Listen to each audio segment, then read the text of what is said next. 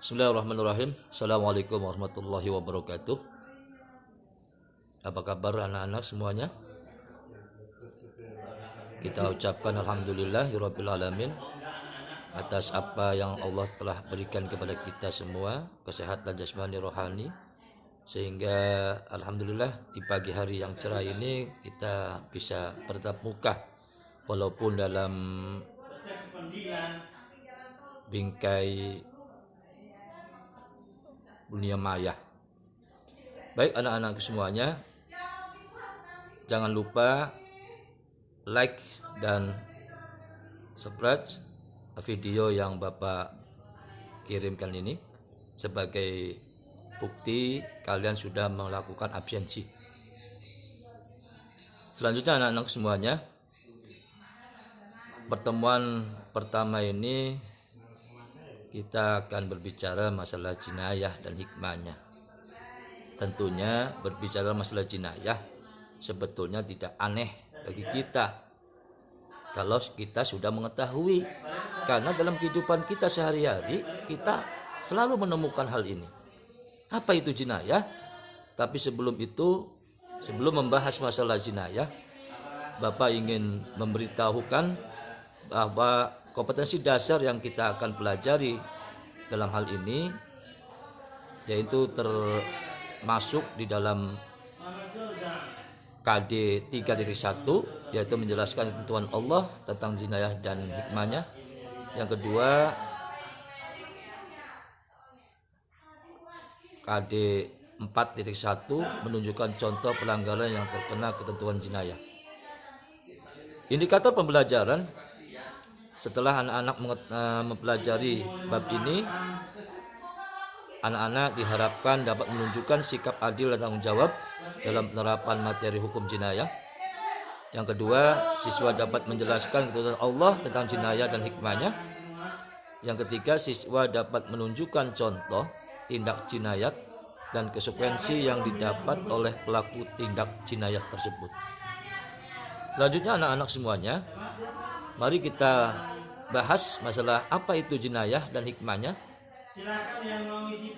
Anak-anak ketahui dalam ilmu fikih, persoalan-persoalan mengenai perbuatan kejahatan dan sanksi hukum yang dikenakan terhadap pelakunya dibicarakan dalam bab jarimah atau ukubah. Apa itu jarimah? Jarimah menjangkau dua kelompok pembahasan, yaitu jinayah dan hudud. Di mana jinayah yaitu pembahasan mengenai tindak kejahatan pembunuhan dan penganiayaan serta sanksi hukumnya seperti kisos, diat, dan kafarah. Sedangkan hudud membahas tentang tindak kejahatan selain pembunuhan dan penganiayaan seperti berzina, kazaf, mencuri, merampok, dan lain-lain, serta sanksi hukum yang dikenakan atas pelaku kejahatan tersebut. Selanjutnya anak-anakku semuanya, mari kita bahas tentang pembunuhan. Bapak tidak akan menjelaskan tentang panjang lebar mengenai pengertiannya. Yang pertama, menghilangkan nyawa seseorang, sedangkan secara istilah pembunuhan adalah perbuatan manusia yang mengakibatkan hilangnya nyawa seseorang baik dengan sengaja ataupun tidak sengaja, baik dengan alat yang mematikan ataupun dengan alat yang tidak mematikan. Artinya, menyelamatkan nyawa seseorang dengan sengaja atau tidak sengaja dengan menggunakan alat mematikan ataupun tidak mematikan, sejalan dengan pendapat sebagian ulama bahwa pembunuhan merupakan suatu perbuatan manusia yang menyebabkan hilangnya nyawa seseorang dan itu tidak dibenarkan dalam agama Islam. Anak-anakku semuanya, berbicara masalah pembunuhan ada macam-macamnya. Pertama adalah pembunuhan sengaja, yaitu qatlul amdi, yaitu pembunuhan yang telah direncanakan dengan menggunakan alat yang mematikan, baik yang melukai atau memberatkan. Dikatakan pembunuhan sengaja apabila ada niat dari pelaku sebelumnya dengan menggunakan alat atau senjata yang mematikan. Si pembunuh termasuk orang yang baligh dan yang korban adalah orang yang baik. Yang kedua, pembunuhan seperti sengaja, adalah qatlu syib'il amdi, yaitu pembunuhan seperti sengaja, yaitu pembunuhan yang dilakukan seseorang tanpa niat membunuh dan menggunakan alat yang biasanya tidak mematikan namun menyebabkan hilangnya nyawa seseorang. Suatu contoh, si A melemparkan kertas kepada si B. Akibat lemparan kertas si A ke si B itu, maka si B meninggal dunia. Nah, itu dalam kategori seperti ini dikatakan membunuh, tapi macamnya adalah pembunuhan seperti sengaja. Sengaja melempar yang mengakibatkan dia mati. Yang ketiga, pembunuhan tersalah, yaitu pembunuhan yang terjadi karena salah satu dari 3 kemungkinan. Yang pertama, perbuatan tanpa maksud, melakukan kejahatan tetapi akibatnya kematian seseorang. Kedua, perbuatan yang mempunyai niat membunuh namun ternyata orang tersebut tidak boleh dibunuh. Yang ketiga, perbuatan yang pelakunya tidak bermaksud jahat tetapi akibat kelalaiannya dapat menyebabkan kematian seseorang. Selanjutnya anak-anakku semuanya, apa yang dasar daripada hukum larangan membunuh? Nah, membunuh adalah perbuatan yang dilarang dalam Islam karena Islam menghormati dan melindungi hak hidup setiap manusia. Allah Subhanahu wa taala berfirman dalam Quran surat Al-Isra ayat 33, A'udzubillahi minasyaitonirrajim, wa la taqtulun nafsal lati haramallahu illa bil haq.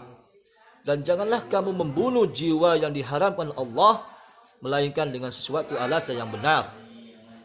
Nah, karena ada ketegasan mengenai larangan pembunuhan, maka jika ada 2 pihak yang saling membunuh tanpa alasan yang dibenarkan oleh syarak, maka orang yang membunuh maupun yang terbunuh sama-sama akan masuk neraka. Nabi SAW bersabda, Al-qatilu wal maqtulu finnar, rawahu Bukhari wa Muslim. Pembunuh dan yang terbunuh masuk neraka.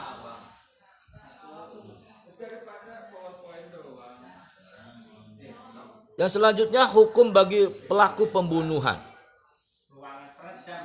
Pelaku atau orang yang melakukan pembunuhan setidaknya telah melanggar 3 macam hak. Yang pertama hak Allah, yang kedua hak ahli waris, dan yang ketiga hak orang yang terbunuh. Artinya, balasan di dunia diserahkan kepada ahli waris korban.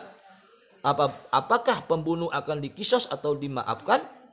Jika pembunuh dimaafkan, maka wajib baginya membayar diat kepada ahli waris korban.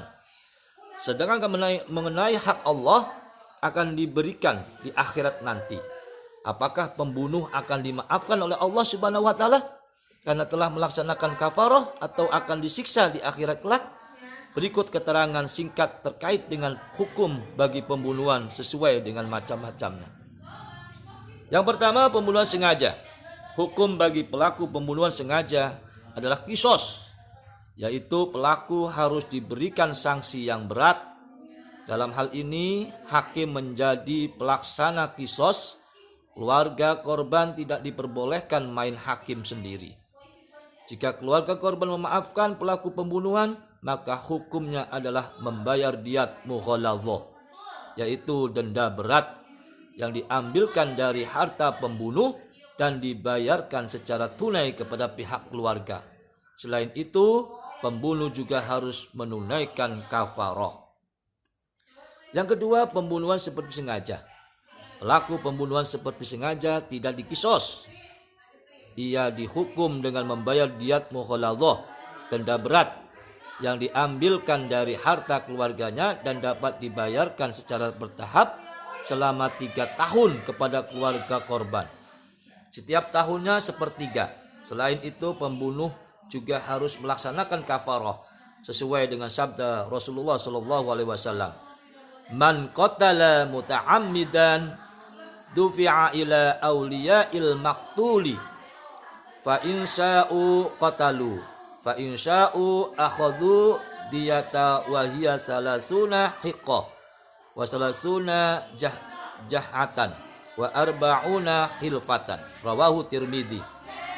Yang artinya barang siapa membunuh dengan sengaja, ia diserahkan kepada keluarga terbunuh. Jika mereka keluarga terbunuh menghendaki, mereka dapat mengambil kisos. Dan jika mereka menghendaki tidak mengambil kisos, mereka dapat mengambil diat berupa 30 ekor hikoh, 30 ekor jaddah, dan 40 ekor kifah. Hadis riwayat Tirmidzi.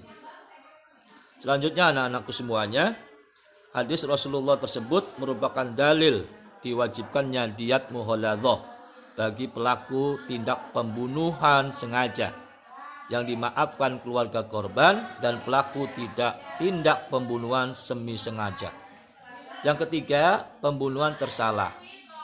Hukum bagi pembunuhan tersalah adalah membayar diat mukhaffafah atau denda ringan yang diambilkan dari harta keluarga pembunuh dan dapat dibayarkan secara bertahap selama 3 tahun kepada keluarga korban.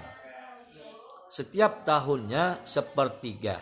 Rasulullah Shallallahu Alaihi Wasallam bersabda, diatul khoto'i isruna hiqatan, wa isruna jada'atan, wa isruna binta makhadin, wa isruna binta labunin, wa isruna bna labunin. Rawahu Daruqutni. Diat khoto itu terdiri dari 5 macam hewan.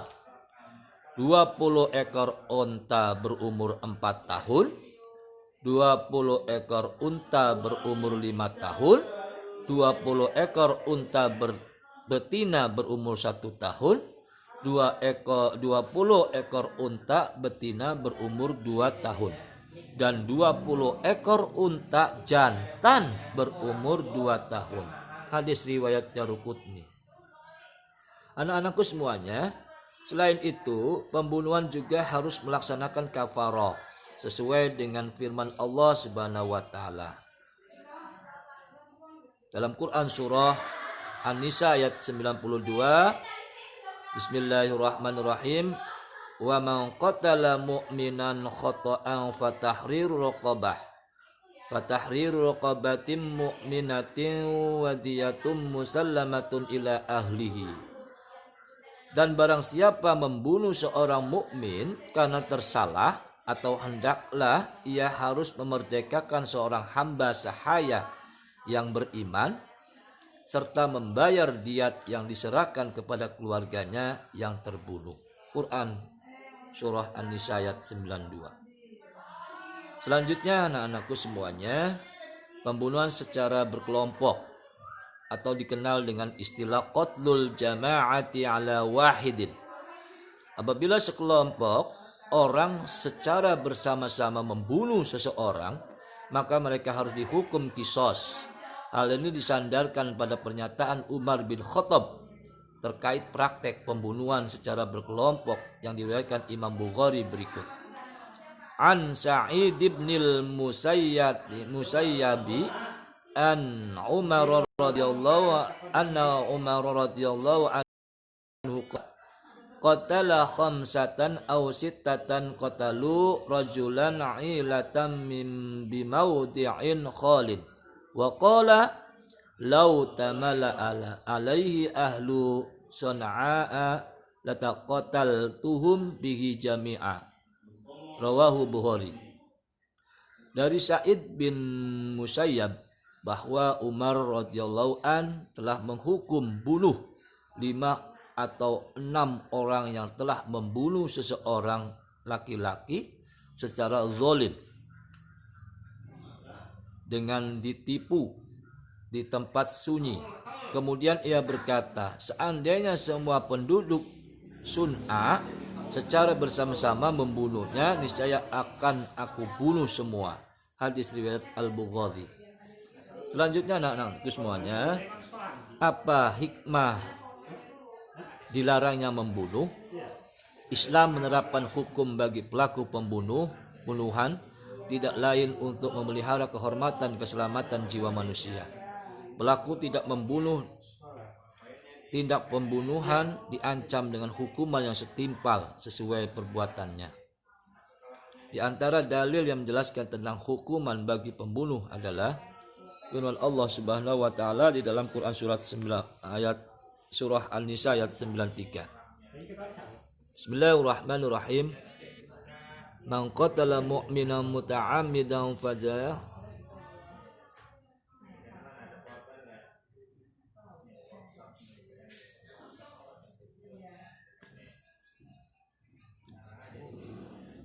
Barang siapa membunuh seorang mukmin dengan sengaja, maka balasannya adalah neraka jahanam. Ia kekal di dalamnya dan Allah murka kepadanya, mengutuknya dan menyediakan azab yang besar baginya. Quran surah An-Nisa ayat 93. Begitu juga dengan sabda Rasulullah sallallahu alaihi wasallam, "Al-'abdu qawadun illa ayya'fuwa waliyul maqtuli."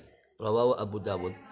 Pembunuhan sengaja hukumannya adalah qisas, kecuali jika wali korban memaafkan. Hadis riwayat Abu Dawud.